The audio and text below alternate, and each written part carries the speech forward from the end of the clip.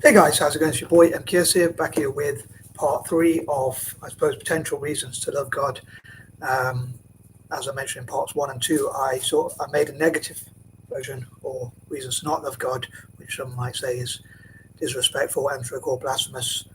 But obviously, this is a positive version. So I'd love to know your opinions, as ever. Hopefully, not too rudely, but whether you believe in God or not, or reasons why you might not believe in God, or why you might believe in God, or things you agree with or disagree with about different religions or whatever, or about God or religion or whatever. I'd love to know your opinions. I hope people won't be too impolite in the comments, but as I say, freedom of speech and freedom of expression. Yeah, yesterday. As I often, pretty much every day, I have what I call a granddad nap, if and when I can, which normally is about 5 o'clock. It used to be about 7 o'clock p.m., but I don't like it to be too late. But anyway, something happened which put things into perspective for me. Which basically, I went to go for my granddad's nap, and to be honest, sorry for this image, but I was just in my underwear. But I heard a terrible scream, so I was like, "Oh my gosh, I hope that's nothing to be worried about." But anyway, I kept hearing this scream, and it sounded like my brother. Something had awful had happened. So I just got some tracksuits on because I normally wear tracksuits and I normally wear casual clothing, and got into some of my slippers. I don't think I even managed to wear any socks, but I sort of got downstairs, um, and I wanted to find out what was going on because I feared either something awful had happened either to my brother or one of the cats or to my mum or something god awful had happened. Um, and I found out basically that my brother had opened the pressure cooker. I think it's called a pressure cooker, and he'd opened it and made the mistake of opening it, and it sort of went all on his face and almost burnt his face really, and he was really badly injured. So he was like screaming. Unfortunately, he must have been in a lot of pain, and he put his head under the sink. And like I said, "Are you all right?" And my mum was like, "No, he's not all right. He's basically hurt himself." I was like, "Oh my goodness!" I didn't really know what to do. I was a bit helpless. But the reason why I mention this story is it kind of like put it in perspective. It put it in perspective for me because a lot of things I moan about or complain about and worry about and get frustrated about and things like that. Whereas like this made me think like my family and its health is really important. So on that note, I wish everyone a happy. Well, I suppose it's 1:15 here in the UK, so it's not really Valentine's Day anymore. You could say, but I suppose you could say it technically it's Valentine's night, or whatever. So I hope everyone's having a good time anyway, and their families are safe and healthy and happy. That's I suppose the main thing. I guess I'd love to know what you think about that, like what your priorities are. Thankfully, I mean, my brother had to go to hospital, but he wasn't too badly injured compared to how it could have been, which they said pressure cookers are really dangerous, which is one of the reasons why I mentioned that story. Is like if you have a pressure cooker, probably either sell it or get rid of it or throw it away or whatever, or be really careful how you use it because they can cause. The surgeon, when he went to hospital, I feared like he was going to go blind or something terrible like that. But thankfully, he wasn't as injured as he could have been. But the surgeon said the worst injuries they see are from pressure cookers. So if you have one, please be really careful. But yeah, I hope you stay safe.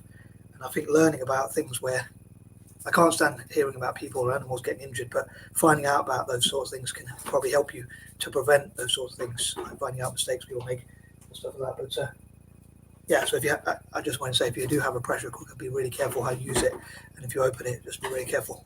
I hope you do because I don't want anyone to be injured. But anyway, on to the list of the video. It was a long intro, but I hope people found it useful information.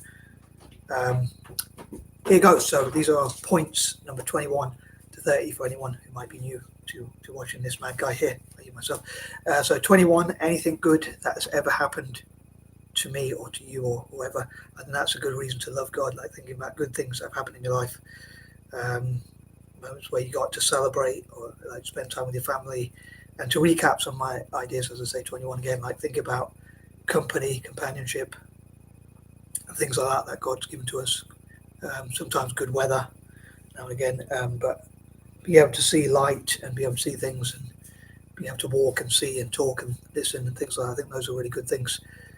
So trying to remember all the good times in my life. So as pessimistic as I can be, those are some good reasons to love God. Number 22, anything good that happens to you in the present and the future. I suppose again those are reasons to love God potentially. Number 23, I think, especially both in Islam and Christianity, and I suppose even Sikhism, probably not so much to be honest in Hinduism, but depending on your interpretation, but certainly Islam, Christianity, and I'm sure Sikhism and probably many other religions, well, those three at least have like a lot about charity and giving and caring for others, and like having sympathy and empathy for others, putting yourself in other people's shoes and stuff like that. And on that note, I'd love to know what you think is the most charitable religion.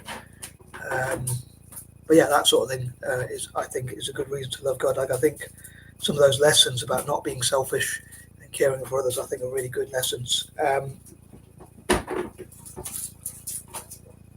So yeah, as I say, not being selfish, caring for others, having sympathy, empathy, and that kind of thing. Caring for those who are less fortunate, treating others as we wish to be treated, and that kind of thing. On that note, before I move on, I just want to say quickly, like there's the saying, "I'm older than you," or that kind of thing. Respect for others. I think that should be replaced with treat other people as you wish to be treated, or if you respect me, I'll respect you, and that kind of thing. So I think we should take the age discrimination out of it, as I see.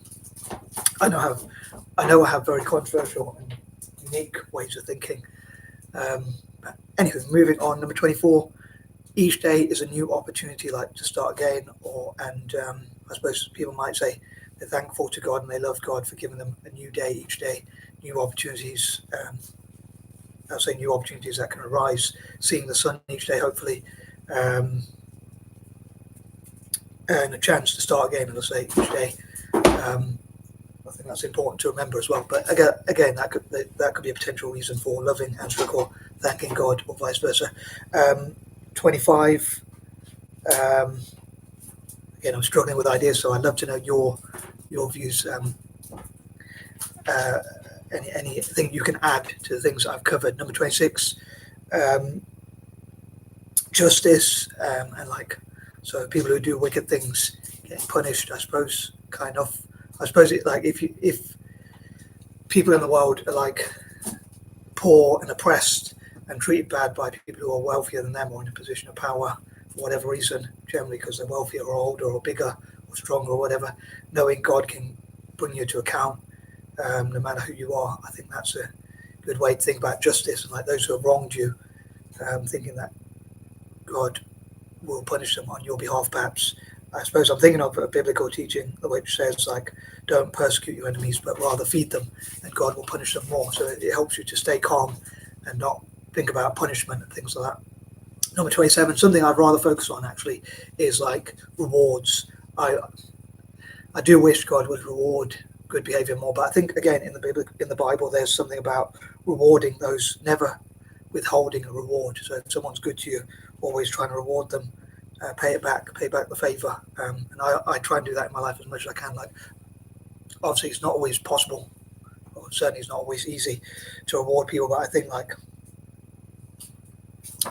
how you should treat your parents, I think, is like how they treated you. Like if you could say someone, your parents put a roof over your head, they fed you and looked after you and made sure you were never homeless and whatnot, I think you should always return that favor and probably not send them to a care home. Try and look after them as much as you can if you can. Again, it might not always be easy or even possible to do, but I think like may your children, I'd say to anyone who's got children, obviously, may your children, or even people generally, may your children, nieces, nephews, and whoever, and basically anyone else who you come across in life, treat you when they're in a position of power, how you treated them when you were in a position of power. May your children, nieces, nephews, and those who are younger than you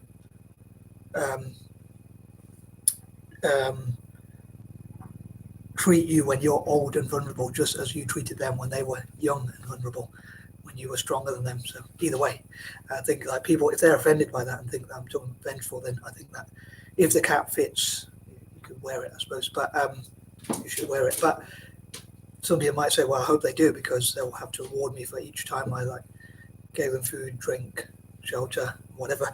So as I say, I think it's really important to reward those who help you, and I think religion teaches that as well. So I think when I would have thought of a lot of these things without religion guiding me, perhaps, even though I'm not hugely religious, but I think religion has sort of guided some of my principles. I imagine, without a crystal ball, seeing like how I would have been if I was an atheist, or if I never believed or never heard about things about religion. It would be interesting to see how I would have been. Maybe I would have been a really selfish person, which some people might think I am, but I don't think I am. But I suppose I can be sometimes, but I think most of the time I'm not.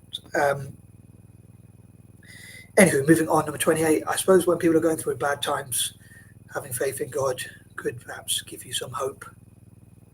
Number 29, in the hope that He supports your plans. And number 30, as I say, for forgiveness for sins and things like that. Sins. Part of me thinks like if there's words like sins or repent, and things like living for God and giving your life to God, whatever that means, or having to call God Lord, having to call Jesus Lord, or things like that, or having to pray, or like words like sins. I say, I'm trying to think. There's another one. I say repent, or even obey. Like someone said, why don't you obey God? Because if you obey God, He would bless you. But then I think they were talking in an interview. They weren't talking to me, but they were talking like about people in America, and they were saying like someone from the Phelps family, who's a really religious and controversial family. They were saying, why don't you obey God? Because if you obey God, He will bless you. But then I think, could you really obey anyone, including God, freely? So I think to me, there's two opposite things. Like you either obey or you're free.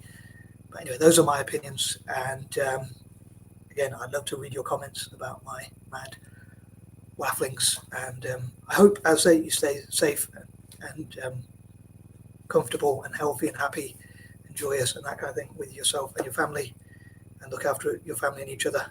And anyway, I'm going to stop waffling.